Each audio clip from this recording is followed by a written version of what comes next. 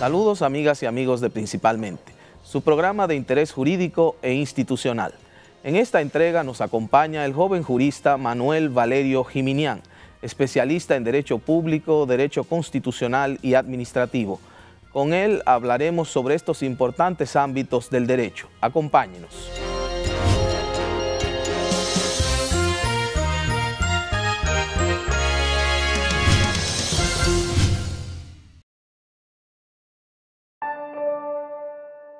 Con tu apoyo, solidaridad y ciudadanía, vamos a transformar la República Dominicana en un país libre de analfabetismo.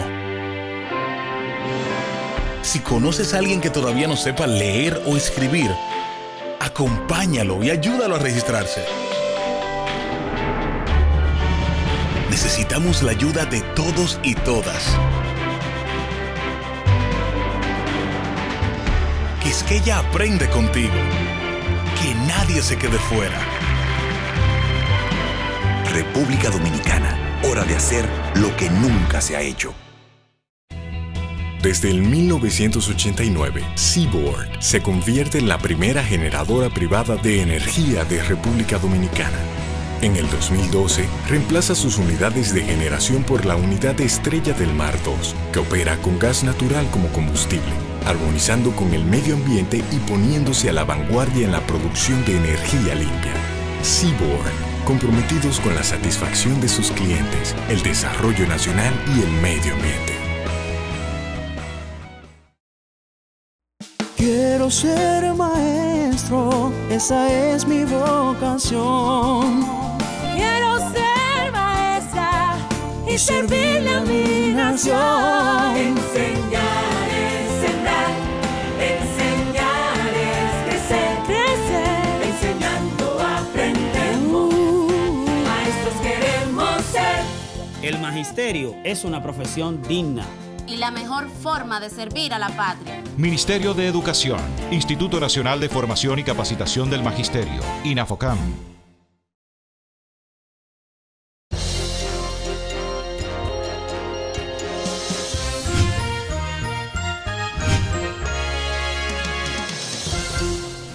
Saludos amigos de Principalmente. Hoy tenemos un programa especial con un joven profesional del derecho de República Dominicana, que tal y como lo dijo el licenciado Ramón Núñez en su presentación, es un joven que se ha preparado en el derecho, sobre todo en las ramas más modernas del derecho y fuera del país.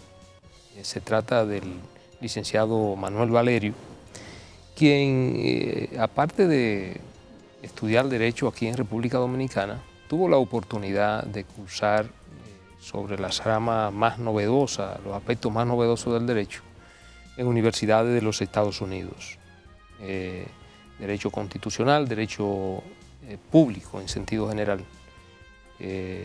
Con Manuel vamos a compartir parte de su experiencia, tanto profesional y académica, porque además Manuel se ha dedicado, además de su ejercicio profesional en los tribunales de la República, se ha dedicado a la academia. Es profesor universitario, ya con una buena experiencia en diferentes áreas, básicamente en derecho constitucional.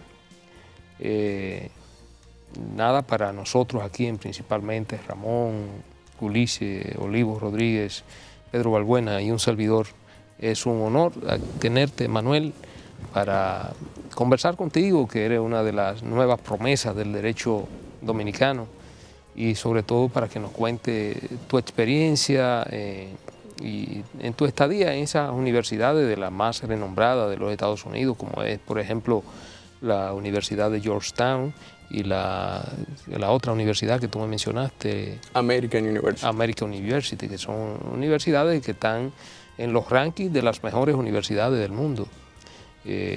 ¿Cuál fue tu experiencia en esa, sobre todo con la experiencia del derecho norteamericano, que es de raíz anglosajonía, y ya con tu formación jurídica que responde a otra vertiente que es el derecho francés, nuestra cuna romano-germánica. Cómo tú logras compatibilizar ese tipo de experiencia y cómo eso tiende a abrirte un panorama diferente y una visión distinta de lo que es el derecho en su universalidad. Bueno, un placer estar aquí con ustedes en un programa donde han desfilado brillantes juristas nacionales e internacionales y como hablábamos antes de cámara, realmente es un servicio de educación jurídica que se hace desde aquí porque para mí, por eso me distingue que me hayan invitado y compartir con ustedes aquí una serie de reflexiones. Me pone una situación difícil al principio hablar de mi experiencia en términos personales, estudiar fuera, etcétera, pero se puede resumir de que fue una experiencia bastante ilustrativa, si se quiere poner de ese modo. Primero, para exponerme a un derecho distinto a la familia de nosotros que el derecho romano-germánico, sin embargo, también muy similar. Y lo voy a poner con un ejemplo concreto para aterrizarlo. Yo fui a estudiar en el año 2007-2008, cuando la República Dominicana se embarcaba en lo que fue todo el proceso ya de la consulta popular que culminó en la reforma constitucional el 26 de enero del 2010. Todo eso había una efervescencia jurídica que terminó como colofón la reforma constitucional del 2010 y también todos los debates que se han suscitado. Se ve que el Tribunal Constitucional, las sentencias que no sean necesariamente de tipo constitucional, pero que tengan alguna forma, un vínculo con esta área, terminan de una u otra forma en los periódicos, en los medios de comunicación masiva. A raíz de eso, en Estados Unidos yo tuve la experiencia de compartir con varios profesores y conocer mucho lo que era, me interesaba bastante, esencialmente lo que eran los procesos del Judicial Review, que eran los procesos de revisión que llevan a cabo la Suprema Corte de Justicia. Y fíjense cómo el derecho ha ido evolucionando, de que se están dando ya emergencia entre lo que son los sistemas constitucionales romanos-germánicos con los sistemas constitucionales anglosajones, tanto en República Dominicana como a nivel de Estados Unidos, para poner un ejemplo concreto. El caso más famoso de derecho constitucional, caso Madison versus Marbury, que establece lo que es el control de constitucionalidad. Y todo el mundo lo pone como un ejemplo del derecho sajón. Ahora, no había ningún precedente antes de ese caso, por lo que la interpretación fue hecha puramente, si se quiere, desde el punto de vista romano-germánico, porque fue una interpretación de la Constitución que se hizo, de un texto. La diferencia entre el sistema sajón y el sistema romano-germánico viene con relación a los precedentes y a los casos, y en el caso de nosotros, que vamos esencialmente a lo que son los textos legales, no así a lo que son ya los precedentes judiciales, a pesar de que los precedentes judiciales se han ido convirtiendo en una parte integral en los mecanismos de interpretación.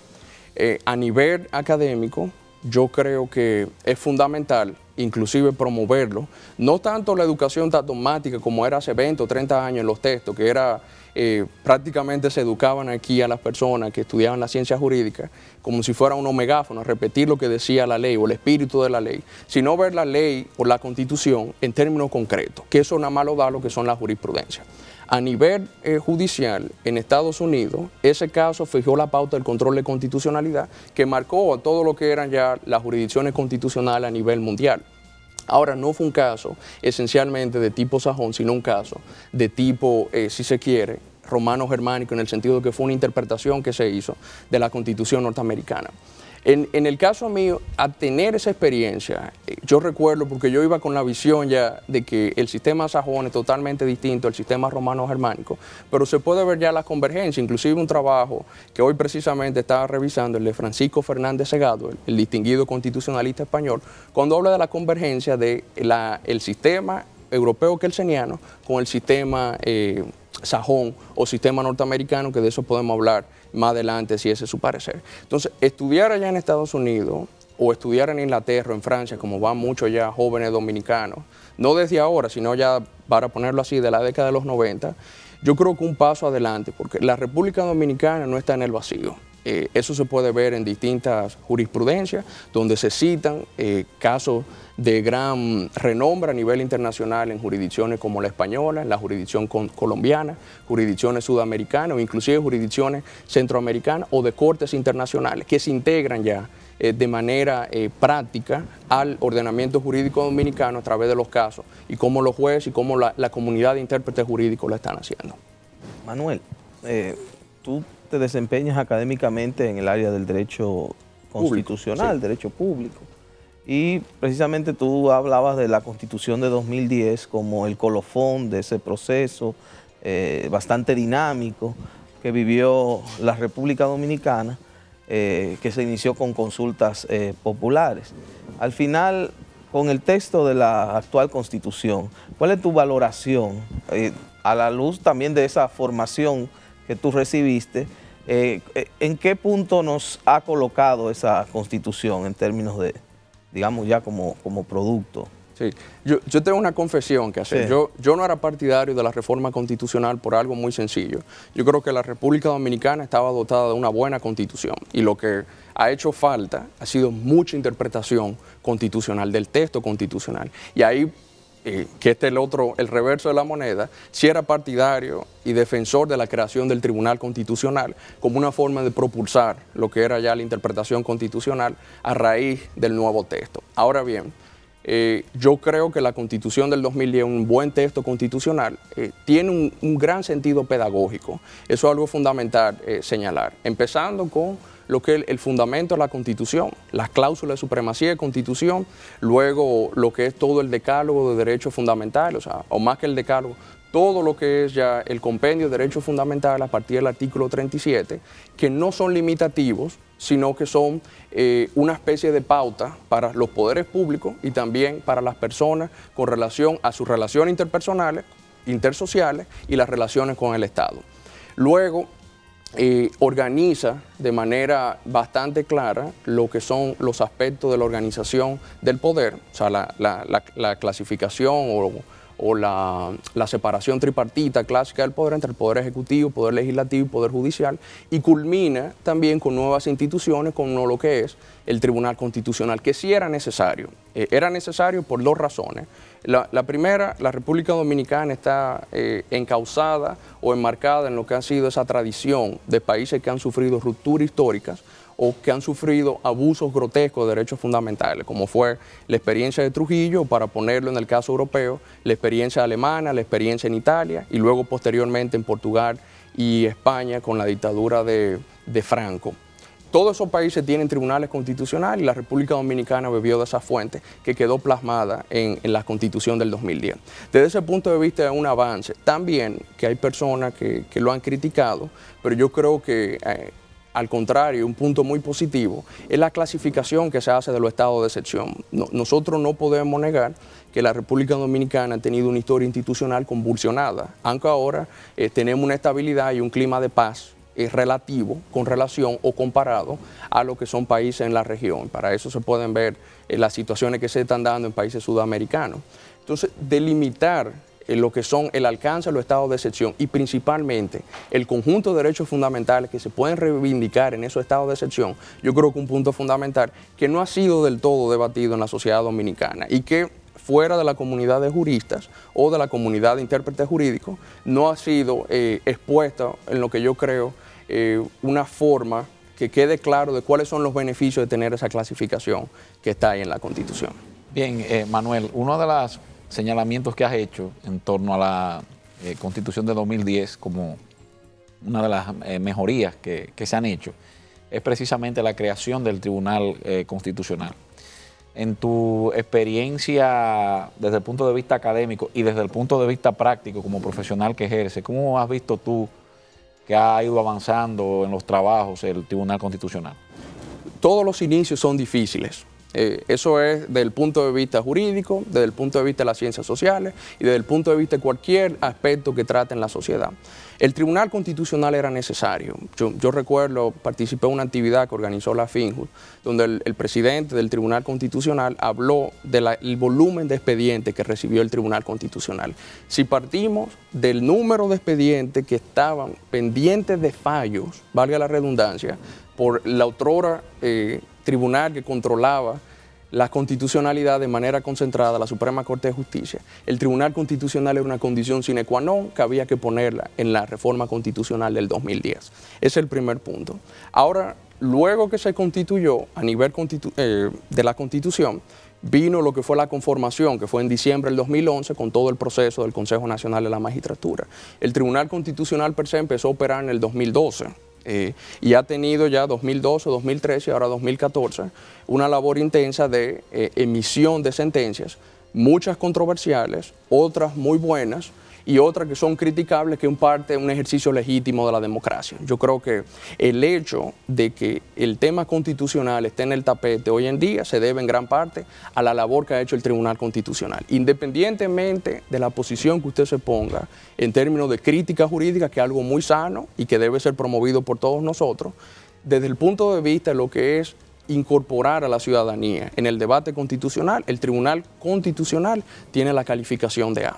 A nivel administrativo, los usuarios de ese tribunal o personas interesadas en el mismo, creo que tienen una página de internet envidiable y eso es importante. En la época que vivimos hay que estar informados sobre las actividades y hay que estar informados sobre el contenido de lo que hace una institución. O sea que en ese punto de vista, el Tribunal Constitucional también ha actuado. Ahora, en términos de una crítica, no puede ser una crítica global al Tribunal Constitucional en el sentido de decir ha hecho una labor mala o buena, sino que hay que verlo sentencia por sentencia. O, como todo en el derecho, hay que verlo caso por caso, porque el derecho no es estático, sino dinámico. Entonces, el Tribunal Constitucional es una institución en ciernes que era necesaria, que ha tomado decisiones valientes y controversiales, que han traído debates a nivel popular y a nivel ciudadano, cosa que, y ahí estuve en Ulises, de una materia que fuera del derecho constitucional es tal vez la más popular en medio de comunicación, a nivel de cine, que el área penal. O sea, ahora no tan solo se ven los casos penales, que son los casos que tenían mayor visibilidad, sino también los casos constitucionales. Y eso, el hecho de que las personas se interesen por la cuestión constitucional es algo totalmente saludable, porque a mayor interés ciudadano por la cuestión constitucional quiere decir mayor respeto por las instituciones, quiere decir mayor preocupación por los derechos fundamentales y quiere decir también mayor preocupación por una mejor sociedad, que es la que está plasmada, por lo menos desde el punto de vista de idealista, en la Constitución Dominicana. Otra cuestión interesante sería saber tu opinión. Antes de la entrada en vigencia de la Constitución y de la puesta en operación del Tribunal Constitucional, desde los años 90, los tribunales dominicanos, cuando me refiero a los tribunales dominicanos, no me refiero precisamente al que tenía el control absoluto de la constitucionalidad o el control concentrado, que era la Suprema Corte de Justicia, sino a los tribunales del orden inferior, léase cortes de apelación, primera instancia y hasta los juzgados de paz. Desde los años 97, 98 comenzó en la República Dominicana un proceso donde los tribunales comenzaron a hablar de la Constitución. Habían muchos jueces que ejercían el control difuso de la Constitución, que empleaban en sus decisiones el control de la constitucionalidad por vía difusa, incluso de oficio. ¿Te parece que esa efusividad en los tribunales inferiores se ha apagado con la entrada en vigor del Tribunal Constitucional? O sea, los jueces dejaron de hablar de la Constitución porque ya hay un órgano constitucional que debe hablar de eso. Bueno, yo creo que al revés. O sea, yo creo que a raíz del Tribunal Constitucional se ha constitucionalizado la justicia también, y también lo que son todos los tribunales. Por eso la ley orgánica del Tribunal Constitucional contempla distintos recursos donde un caso que esté en un tribunal, que no necesariamente tenga una arista constitucional, puede desembocar en el Tribunal Constitucional. Puede ser a través de que sea el recurso de revisión de una sentencia firme, o una decisión jurisdiccional, siempre y cuando cumpla los requisitos, que de eso podemos hablar más adelante, o una sentencia de amparo, que el amparo, como sabemos, no está limitado a un tribunal específico, sino que se interpone en función de la afinidad del derecho que se quiere proteger. O sea, desde ese punto de vista, lo que yo creo que los tribunales han tenido, utilizando tu palabra, mayor efusividad. E inclusive, yo creo que aquí muy buenas decisiones que se han tomado no vienen necesariamente del que era el otrora órgano encargado del control concentrado de la constitucionalidad de la Suprema Corte o del Tribunal Constitucional, y le doy un ejemplo concreto, que fue la que recuerdo, la decisión de la Cuarta Sala Civil de aquí del Distrito Nacional, en un caso que trataba sobre estudiantes y una universidad privada. y era con relación a una vulneración del debido proceso. Yo siempre utilizo esa sentencia como un caso por antonomasia con relación a la interpretación del debido proceso tal cual está contemplado en la Constitución actual. Y eso fue antes, esa sentencia me parece que fue del 2007, 2006. Pero ¿cuál es el criterio que utilizó esa magistrada? Era una mujer, por cierto, una sentencia bien redactada de la A hasta la Z. Utilizó un criterio comparativo, utilizó un criterio también de extensión del debido proceso al estilo de como lo han hecho ya distinguidos juristas como César Landa o el Tribunal Constitucional de Perú, de que el debido proceso no se circunscribe a una actuación judicial, sino que también tiene un impacto en todas las relaciones del tipo administrativo o interprivados, como era en este caso, que fue un conflicto que se daba entre estudiantes y una universidad privada. Yo creo que es un buen ejemplo de cómo los tribunales inferiores pueden irradiar una buena doctrina y una buena jurisprudencia constitucional. Manuel, hay una jurisdicción que en los últimos años ha experimentado un proceso de desarrollo importante en República Dominicana y se trata de la jurisdicción contencioso administrativo. Tú también te has destacado en tu ejercicio profesional y también académico en una labor en el ámbito del derecho público, derecho administrativo. ¿Cómo tú has visto que ha impactado, sobre todo en el proceso de reconocimiento del derecho ciudadano, el desarrollo de esta jurisdicción contencioso administrativa, más después de la promulgación de la ley que contiene y regula esta jurisdicción? Sí, yo creo que es una pregunta excelente y que todo el mundo debe prestarle atención. La jurisdicción contencioso administrativo a veces es una institución, una jurisdicción solapada, que el ciudadano no le presta del todo atención, donde ahí se dan, yo creo que grandes los debates entre la relación entre la administración y lo administrado, entre los ciudadanos y el Estado en sentido general. Si un punto de avance tiene la Constitución del 2010, la creación de tribunales de primera instancia a manera administrativa y tribunales superiores administrativos, que es la definición que le da, que me parece el artículo 165. El hecho de que la jurisdicción contencioso administrativo ahora se vaya a ampliar es algo saludable, porque el Tribunal Superior Administrativo está saturado, sobresaturado de expedientes, es inhumanamente imposible pedirle a 6 magistrados que fallen más de 6.000 expedientes y los que van llegando diariamente, porque todo el que va a esa jurisdicción sabe que hay 13 y 14 audiencias diarias de amparo, de medidas cautelares, de recursos contenciosos administrativos, recursos contenciosos tributarios, etc. Diversificarla, ampliarla, crear esos tribunales, y para eso yo creo que el Poder Judicial debe movilizarse, porque se hace necesario crear los tribunales de primera instancia en materia administrativa para, primero, descentralizar la carga de trabajo y segundo, también darle mayor vitalidad a aspectos que están en la jurisdicción contencioso administrativo, en la Constitución de la República y otras legislaciones que se han ido aprobando que tienen una relación directa con esa jurisdicción. Fíjense que ahora recientemente se aprobó la Ley 172/2013 que regula o que modifica todo lo referente a el acceso a la información personal, o sea, lo que el famoso habeas data, y modifica derogó, lo que fue la ley que controlaba los burós de información crediticia.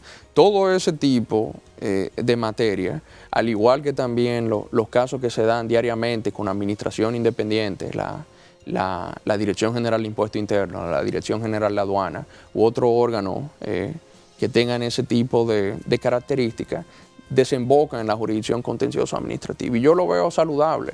La República Dominicana ha ido evolucionando de ser un Estado eminentemente autoritario a un Estado más democrático, donde las personas, los ciudadanos, tienen mecanismos procesales para poder reivindicar sus derechos.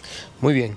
Excelente, Manuel. Vamos a hacer una breve pausa para seguir abordando contigo este y otro tema de sumo interés para los amigos televidentes.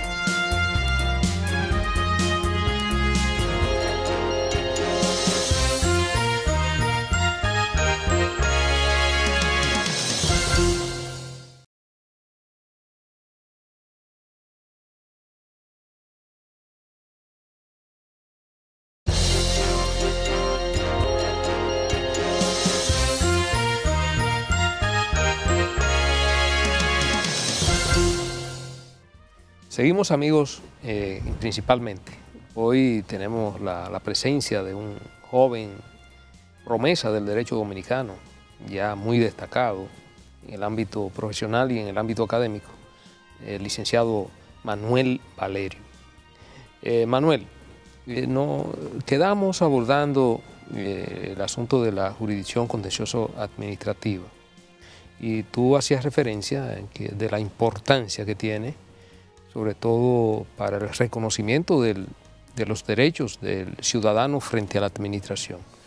La jurisdicción contencioso administrativa, y hablaba de los esfuerzos que aún están pendientes, sobre todo en implementar lo que serían los juzgados de primera instancia contenciosos administrativos que están pendientes, porque toda la labor se concentra en el Tribunal Superior Administrativo. La verdad que, tal y como tú lo planteabas, resulta humanamente imposible dar solución a miles de casos que llegan a esa jurisdicción.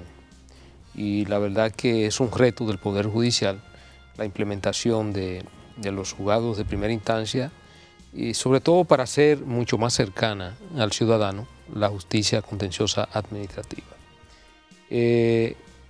¿Cómo tú valoras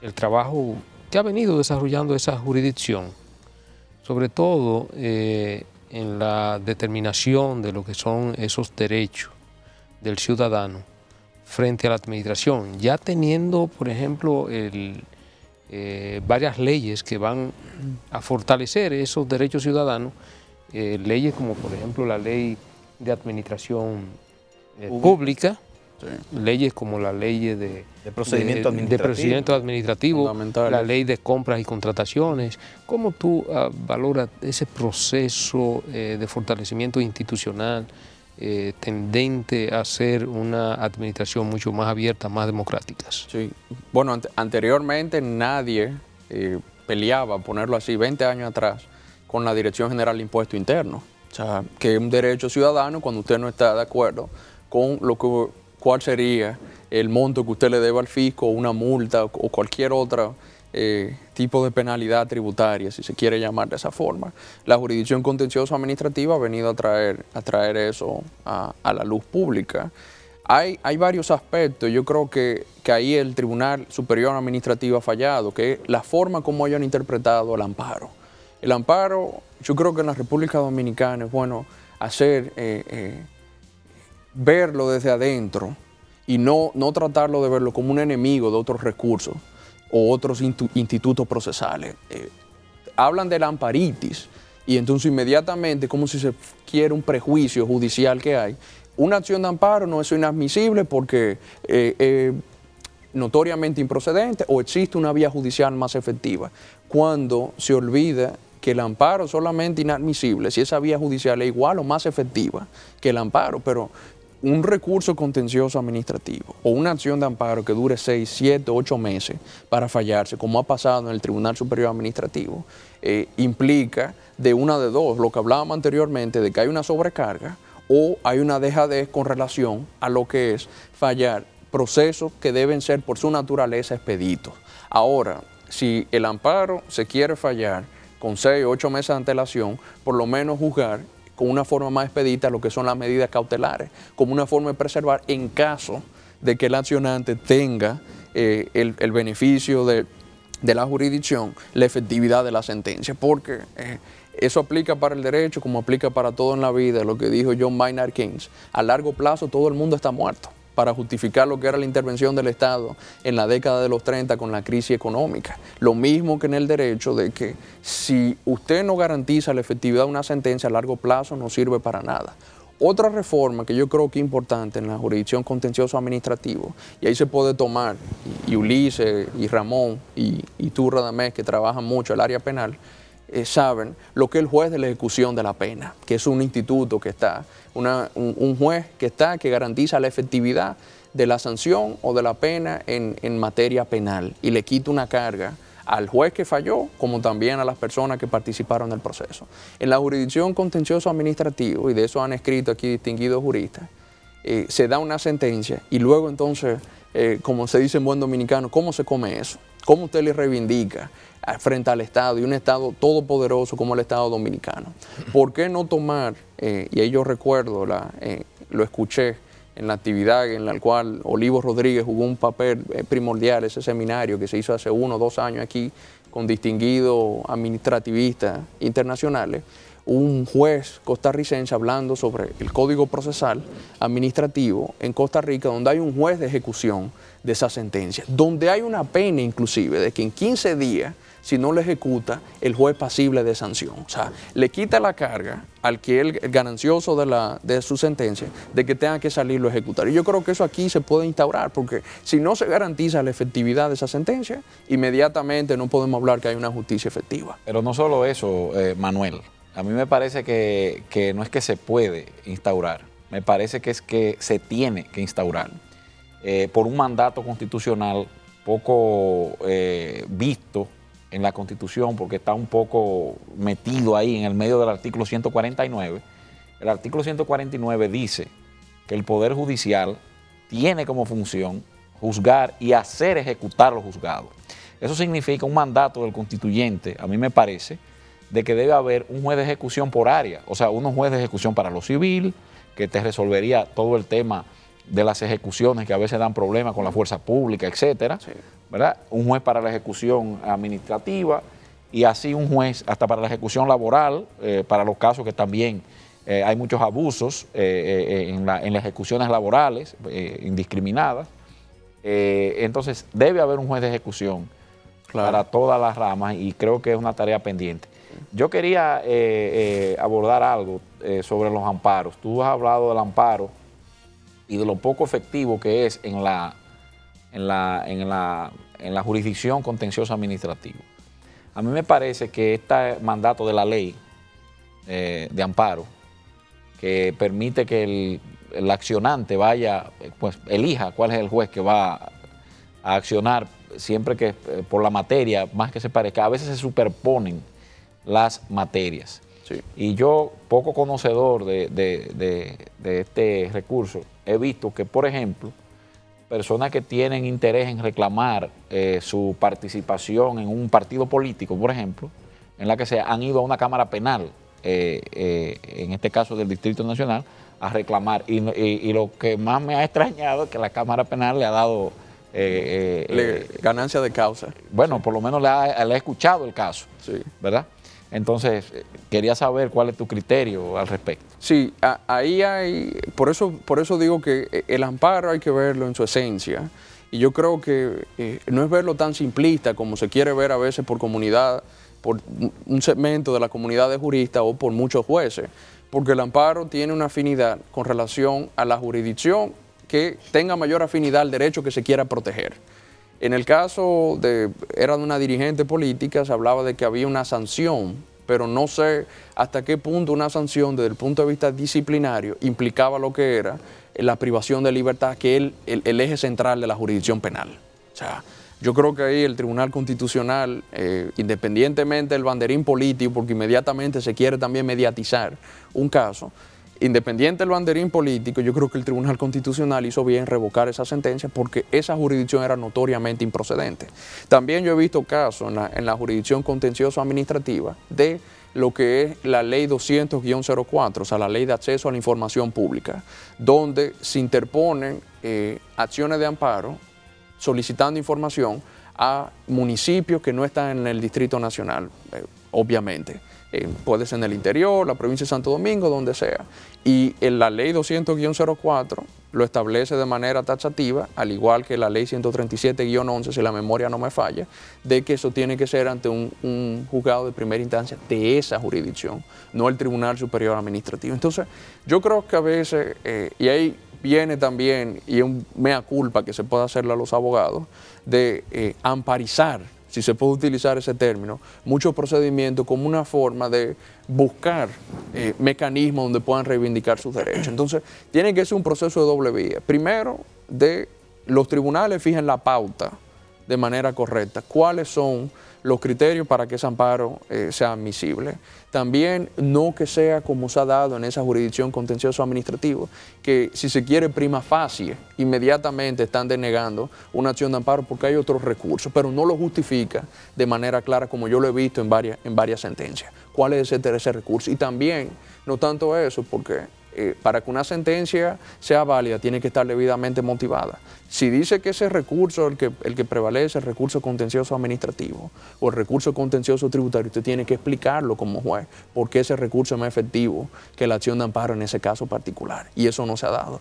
Desde el punto de vista de los abogados, yo creo que en la medida que la práctica se vaya avanzando y haya más sentencias, principalmente el Tribunal Constitucional sobre la materia, todos nos iremos orientando. Manuel, a propósito de las sentencias del Tribunal Constitucional, hay un instituto que yo creo que con tu experiencia de formación profesional en Estados Unidos, quizás puedes ayudarnos, porque la Constitución dice que las decisiones del Tribunal Constitucional son vinculantes, y eso hace referencia a la figura del precedente. Sí. Y cuando tú señalabas lo que caracteriza al sistema norteamericano o anglosajón, en comparación con el sistema romano-germánico, uno de los elementos, si no recuerdo mal, que tú señalabas era el precedente. Sí.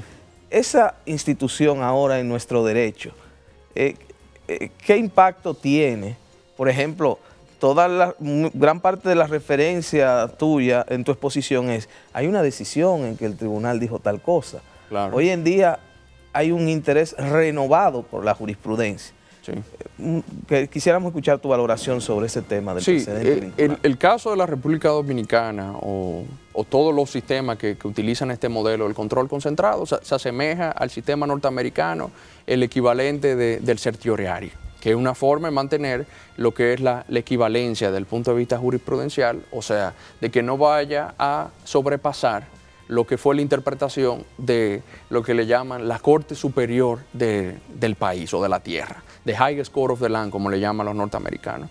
En el caso de la República Dominicana, el mandato de la Constitución es clara, dentro de la atribución del Tribunal Constitucional, que lo establece como un precedente vinculante, sus decisiones, para todos los poderes públicos. De ahí se obviamente desemboca en que no es tan solo para los tribunales, sino para todas las instituciones públicas que tengan que ver con una interpretación referente al Tribunal Constitucional en una decisión. Yo creo que es importante leer las sentencias del Tribunal Constitucional porque sí tienen ese carácter vinculante, utilizando lo que es o haciéndolo equivalente a ese modelo norteamericano como una forma de preservar lo que es la interpretación de los casos, lo que dice el mandato de la ley.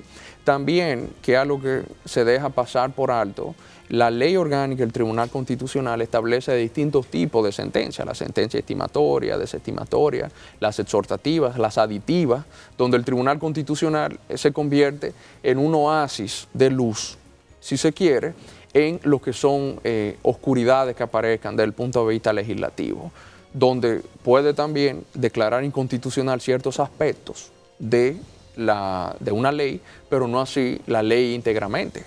También, y eso lo conocemos nosotros, que hay unas confusiones de cuando el efecto de una sentencia constitucional tiene un efecto erga omnes, es decir, para todo el mundo, cuando viene el Tribunal Constitucional, o cuando se trata de una excepción de inconstitucionalidad, que es de un tribunal que también tiene la potestad de velar por la constitucionalidad de las leyes y la superioridad de la Constitución de la República. Si lo declara inconstitucional, el efecto es interparte, o sea, para las partes en el proceso. Eso no quiere decir que ese precedente no tenga relevancia, porque ese precedente que tuvo un efecto interparte puede ser, obviamente, más adelante adoptado por el Tribunal Constitucional y se convierte en un precedente vinculante para todos nosotros.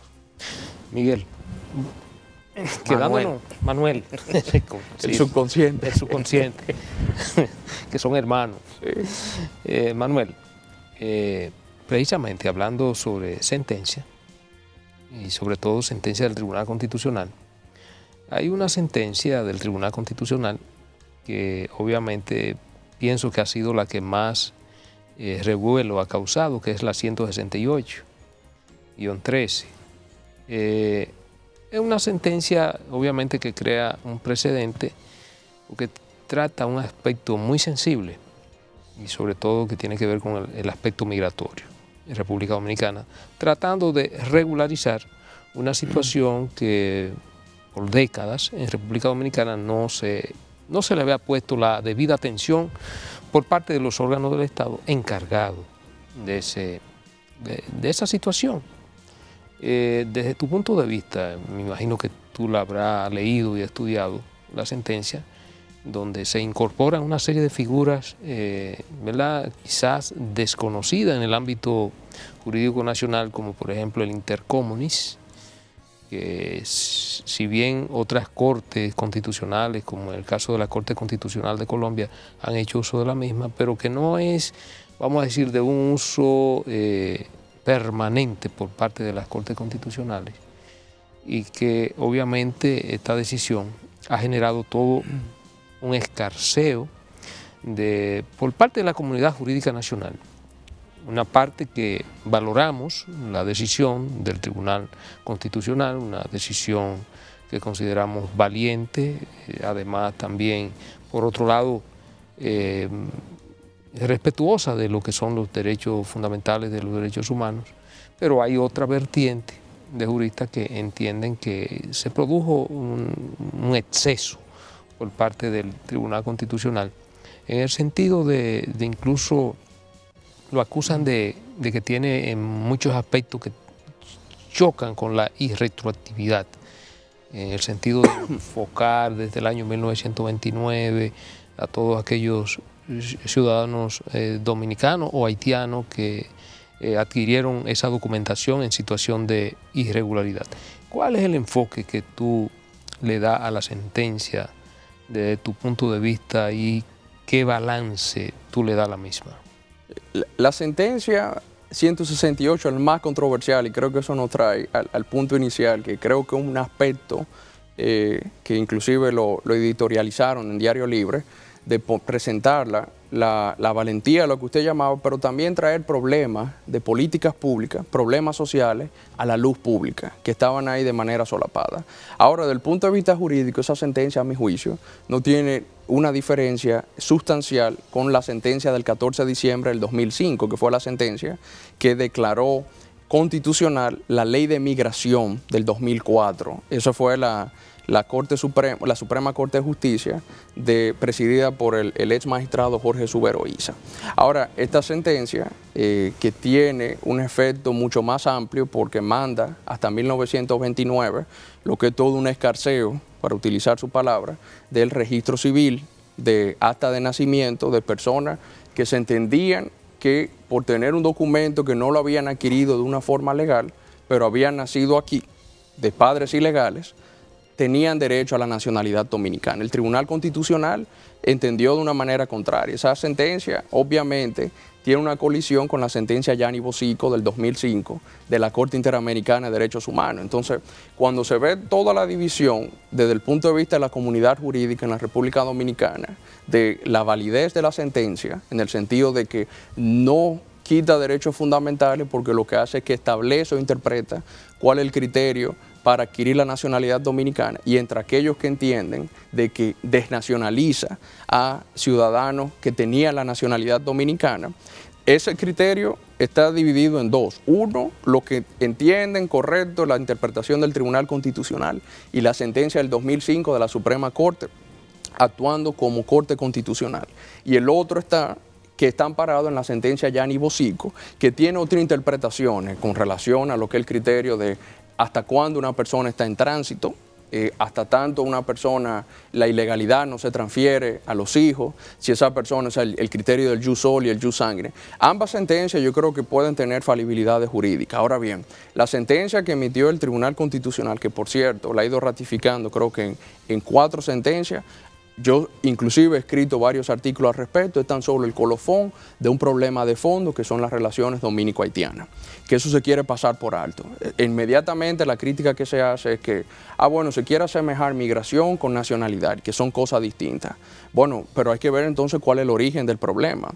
El informe del Departamento de Estado de Derechos Humanos en Haití estableció en el 2012 que no tan solo desde ahora, sino una práctica que va de hace varios años y que se ha agudizado en los últimos 15 o 14 años, tiene de los índices más altos en términos de lo que es la falta de documentación.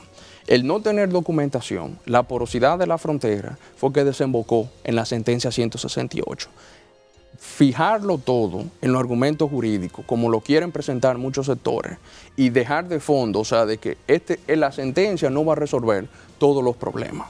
Ahora, fija una pauta. Primero, de establecer el criterio de la nacionalidad. Y segundo, que ya ahí viene lo que han sido la iniciativa del gobierno, el plan de regularización. Cuando usted lo compara, la propuesta del plan de regularización del gobierno dominicano, hecha por el presidente Danilo Medina o por el Poder Ejecutivo, comparado con otras reformas migratorias, pocas reformas en el mundo se pueden ver que sean tan humanitarias, si se quiere poner desde ese punto de vista. Y me explico con dos ejemplos concretos. En varios países del mundo, en Europa, Estados Unidos, si usted tiene una enfermedad terminal, no es cierto que le van a dar una residencia, como aquí sí se lo dan inmediatamente según el plan. Segundo, el hecho de que usted esté aquí de manera ilegal, de que pueda probar con apenas 2 personas que le digan un acto notarial, usted tiene 8 o 10 años viviendo aquí, ya sea un documento válido para que usted se pueda regularizar, eso usted no lo va a ver en ninguna otra parte. Y comparándolo, por ejemplo, con Estados Unidos, de que un niño que nazca, porque ahí el jus soli sí es muy extenso, inmediatamente adquiere la nacionalidad norteamericana, pero los padres son deportados. En la República Dominicana, y es un problema que muchas personas quieren obviar, si nosotros somos signatarios de muchos convenios que protegen lo que es la unicidad de la familia, si usted no va a deportar a esa persona, o sea, si usted le da la nacionalidad, para ponerlo en ese tono, ¿qué van a hacer con los padres que están ilegales? Si no lo puede deportar, porque entonces ellos son inmediatamente, para preservar la integridad familiar, tienen que darle algún mecanismo de regularización aquí. Ahora, ¿qué va a pasar después de todo esto? Eso es lo que hay que ver ahora, cómo se ha ido desembocando la situación. Se han ido llevando, yo creo que de manera injusta, a la República Dominicana a muchos foros poniéndole epítetos que no resuelven a la solución del problema. De todo el que está a favor de la sentencia le llaman nazista, trujillista y otra serie de calificativos. Del otro lado, que yo creo que ambos son totalmente reprochables, que le llamen traidor a la patria a los que están en contra de la sentencia. Yo creo que eso es parte de la comunidad jurídica y yo, por ejemplo, me reía o veía con cierta suspicacia como unos profesores españoles en España estaban hablando de que el debate sobre la sentencia puede erosionar el Estado de Derecho en la República Dominicana, cuando, y ahí hay un buen ejemplo histórico, el criterio, el que tuvo el debate Lincoln con Stephen, ahora no recuerdo el apellido, ese fue su rival a la campaña del Senado en 1858, que estaban hablando sobre la esclavitud. Uno defendía un criterio que ya fue adoptado en 1854 por la Suprema de Estados Unidos y fíjense que 8 años después el criterio del que perdió las elecciones fue el que se adoptó en la Suprema Corte Norteamericana en 1867. El debate sobre la sentencia va a continuar. Ahora, el problema de fondo no está circunscrito al tema de la nacionalidad, sino al tema de las relaciones dominico-haitianas, que la sentencia, creo que es el punto más positivo, lo trajo a la luz pública para buscarle una solución integral. Vamos a hacer una breve pausa, Manuel, para ya continuar en el próximo segmento y aterrizar con un temita ahí que está pendiente todavía.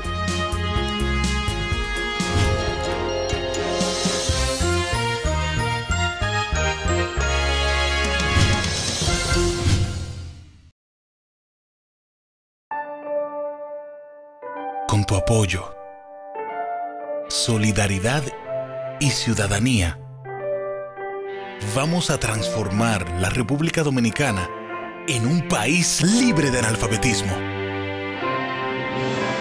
Si conoces a alguien que todavía no sepa leer o escribir, acompáñalo y ayúdalo a registrarse. Necesitamos la ayuda de todos y todas. Quisqueya aprende contigo. Que nadie se quede fuera. República Dominicana. Hora de hacer lo que nunca se ha hecho.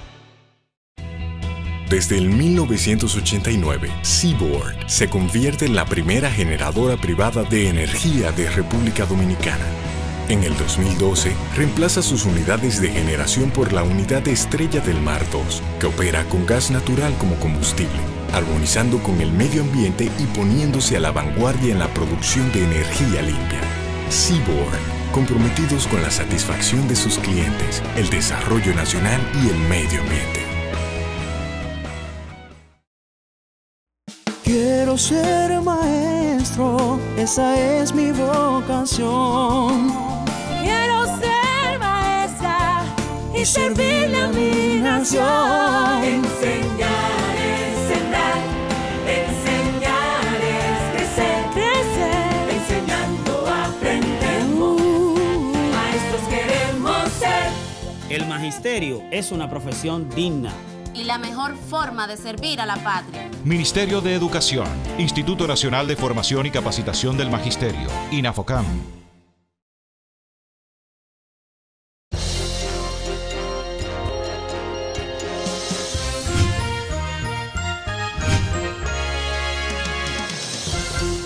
Seguimos, amigos, principalmente hoy con este destacado joven profesional de Derecho, licenciado Manuel Valerio. Bueno, Manuel, estamos viendo, sí, tu criterio sobre este tema tan controversial de la sentencia 168 del Tribunal Constitucional. Tú lo has dicho, es un asunto que ciertamente el fondo de todo, el centro de toda esta discusión es la relación dominico-haitiana. Ciertamente la República Dominicana se ha visto sometida internacionalmente a todo este escarceo, incluso patrocinado por asociaciones, ONG, que viven de esta situación, pero que tienen una incidencia en esos foros internacionales que están patrocinados obviamente por las grandes potencias, Estados Unidos, Francia, Canadá, que tienen una hipersensibilidad por los problemas haitianos, aunque muestran esa hipersensibilidad, pero no han asumido el compromiso que deben asumir frente a un Estado como el Estado haitiano, que es, desde el punto de vista político, un Estado inviable. Se le pudiera considerar como un Estado inviable, no lo han asumido. Sin embargo, República Dominicana ha estado presente frente a las grandes desgracias que ha tenido nuestros hermanos haitianos, la más reciente, la del terremoto.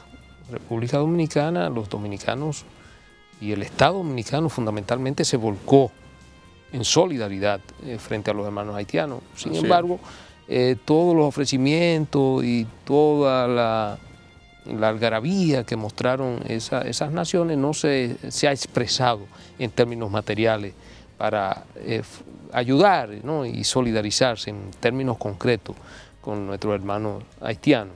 Entonces, yo sé que en el fondo lo que subyace es una situación un tanto delicada. Hay dentro de las viabilidad para buscar una solución a este impasse generado por la sentencia 168, se ha planteado la posibilidad de que aquellos ciudadanos que fueron declarados por ciudadanos haitianos que estaban en situación de ilegalidad irregular en términos migratorios en República Dominicana, pero que fueron donde un oficial del Estado Civil, y ese oficial del Estado Civil, representante del Estado, le otorga esa acta de nacimiento.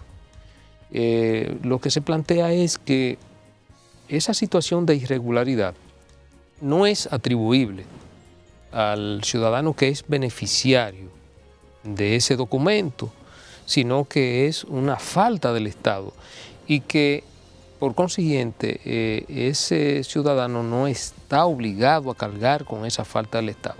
Se está hablando de una cantidad aproximada de unos 22.000 ciudadanos que están bajo ese estatus.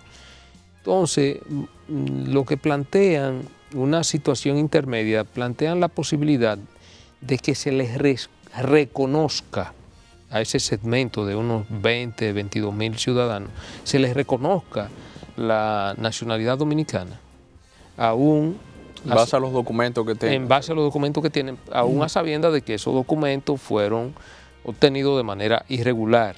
Ahora, lo que se plantea es que no es una falta atribuible a ese ciudadano ni al padre que lo declaró, sino al representante del Estado, en este caso el oficial del Estado Civil. ¿Cómo tú crees que se puede abordar esa situación y cómo una solución de esa naturaleza pudiera, de una u otra manera, colidir con lo que son las disposiciones que establece la sentencia 168 del Tribunal Constitucional? Dos acotaciones breves. Lo primero, lo que usted hablaba, y eso yo le digo que bueno que todo el mundo lo tenga en cuenta, de ir al origen de este problema que es la situación en Haití. Usted ha hablado del caso de la ayuda internacional, yo le doy un dato concreto, que de los más de 10.000 millones de dólares que se prometió en una conferencia que se hizo de donantes internacionales en New York, apenas 6.5% se ha ido desembolsando, porque hay una situación muy difícil. Y yo creo que más que la comunidad internacional, yo hago mía las palabras del presidente Mujica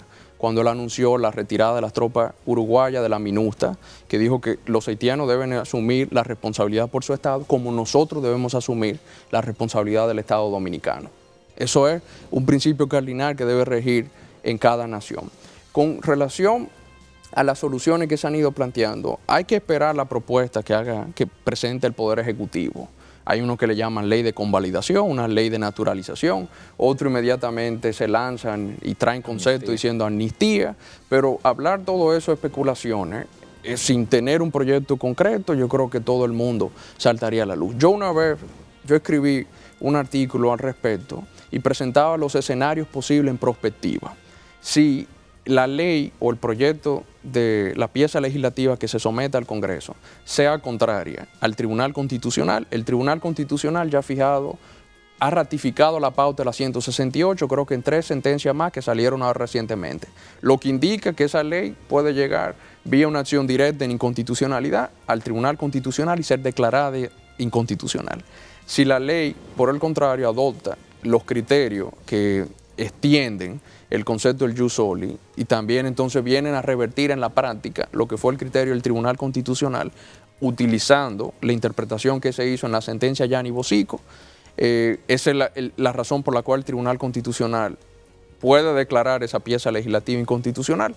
La República Dominicana se viera expuesta de nuevo a denuncia ante la Comisión Interamericana o caso ante la Corte Interamericana de Derechos Humanos. O sea, hay dos posibles salidas que las dos inmediatamente van a tener que colisionar.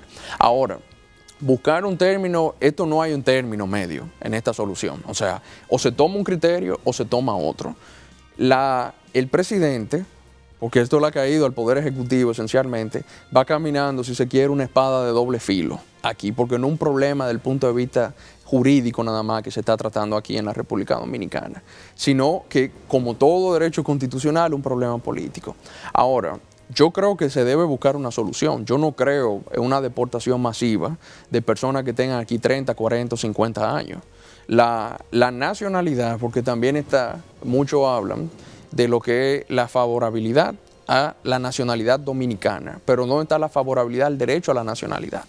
Que es el criterio que se puede utilizar para decir que el jus sanguinis era el criterio debería utilizarse para estas personas que estaban o que fueron afectadas por la sentencia 168, que no le correspondía la nacionalidad dominicana, sino que le correspondía la nacionalidad de Haití, que, por cierto, parte de muchas de las campañas de tergiversación que se ha hecho aquí es diciendo que las personas que viven en el exterior pierden la nacionalidad de Haití, cuando al contrario, incluyendo la reforma del 19 de junio del 2012 en Haití, lo que hizo fue que se extendió el criterio para otorgar esa nacionalidad, para incorporarlo todo aquí.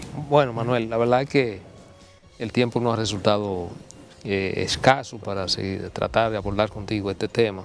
Creo que fuiste lo bastante explícito en todos los temas que abordamos. Te felicitamos.